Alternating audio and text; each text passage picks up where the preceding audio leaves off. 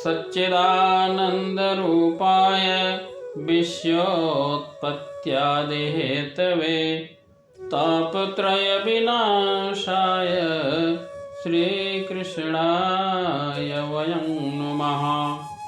जय श्री राधे कृष्ण। अर्जुन द्वारिका गए हुए थे, वहाँ पर अपने लोगों से मिलने और भगवान श्री कृष्ण अब आगे क्या करने वाले हैं यह जानने के लिए। पर अर्जुन को वहीं बहुत समय बीत गया। जब उन्हें लौटने में देर होने लगी तो महाराज युधिष्ठिर को बड़ी चिंता हुई और वे अपशकुन देखने लगे।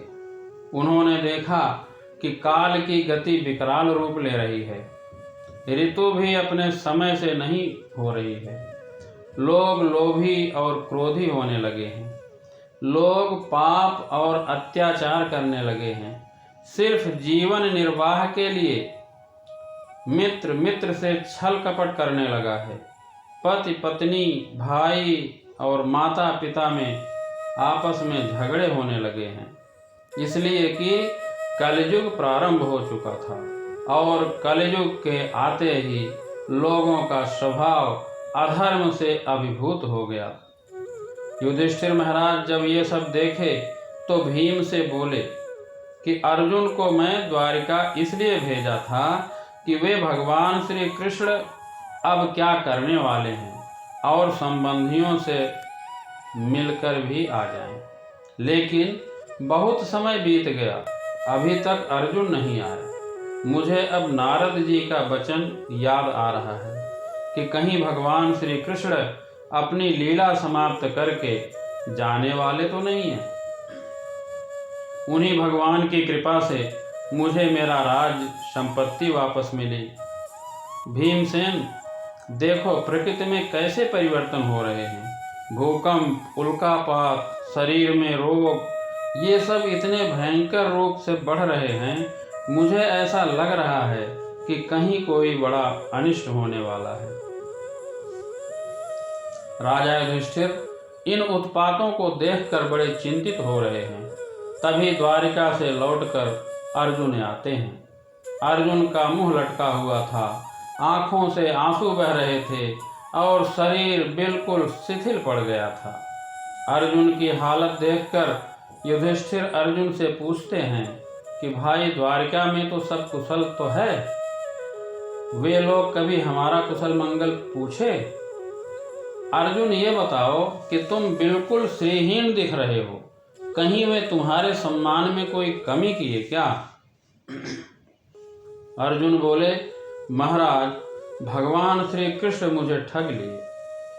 महाराज, जो मेरे सखा और प्रिय मित्र थे, उन्हीं पुरुषोत्तम भगवान से मैं रहित हो गया। भगवान की सभी पत्नियों को द्वारका से अपने साथ यहाँ ला रहा था, परंतु रास्ते में दुष्ट गोपों ने मुझे हरा दिया और मैं उनकी रक्षा नहीं कर सका। तद्वै धनुस्तैषवः सरथो ह्यास्ते सोऽहं रथे निपतयो यतयानमन्ते सर्वं क्षणेन तद्भूत सदेशरिक्तं भस्मं च्युतं कः कुहकराधवयोक्तमूष्याम्। महाराज, वही मेरा गांडीव धनुष है, वही रथ है, वही घोड़े हैं और वही मैं हूँ, जिसके सामने बड़े बड़े राजा लोग सिर झुकाया करते थे। भगवान के बिना ये सब सारहीन हो गए। महाराज, आपने द्वारिका वालों का हाल पूछा था, वे सब ब्राह्मणों के शापवश मोहग्रस्त हो गए और मदिरापान करके मदोन्मत्त होकर आपस में ही एक दूसरे से भिड़ गए और सब के सब नष्ट हो गए। उनमें से केवल 4-5 लोग ही बचे हैं। और ये सब भगवान की ही लीला है कि संसार के प्राणी आपस में एक दूसरे का पालन पोषण भी करते हैं और एक दूसरे को मार भी डालते हैं।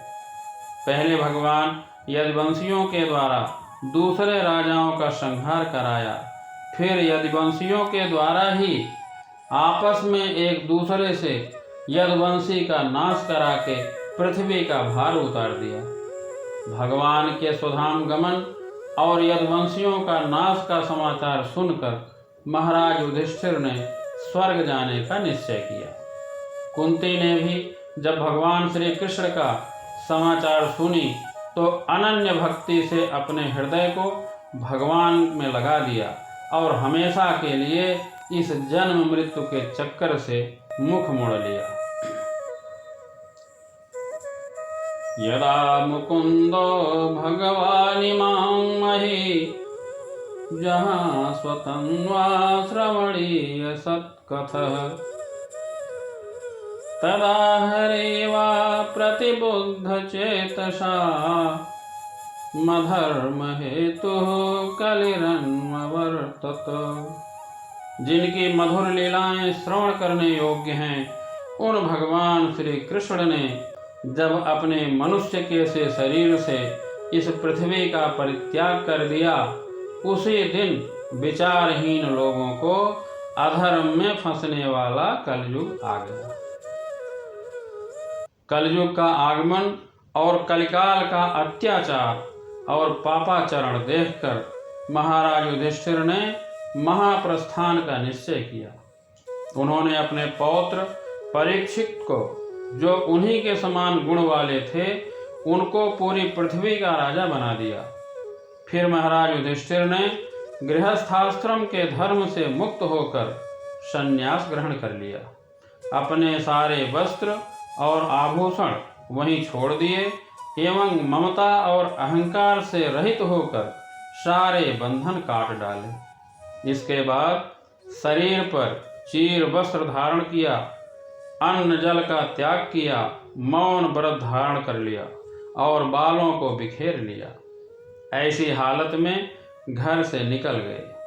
बाकी के चारों भाई भी उन्हीं के पीछे चल पड़े। उन्होंने जीवन के सभी लाभ प्राप्त कर लिए थे, इसलिए ऐसा सोचकर कि भगवान के चरण कमल ही हमारे पुरुषार्थ हैं, उन्होंने अपने हृदय में धारण कर लिया। पांचों पांडवों के हृदय में भगवान के चरण कमलों के ध्यान से भक्ति भाव उमड़ आया। उनकी बुद्धि शुद्ध होकर भगवान के स्वरूप में अनन्य भाव से स्थिर हो गई। भगवान के प्यारे भक्त पांडवों के महाप्रयाण की इस परम पवित्र और मंगलमयी कथा को जो पुरुष श्रद्धा से सुनता है, वह निश्चय ही भगवान की भक्ति और मोक्ष प्राप्त करता है। जय श्री कृष्ण।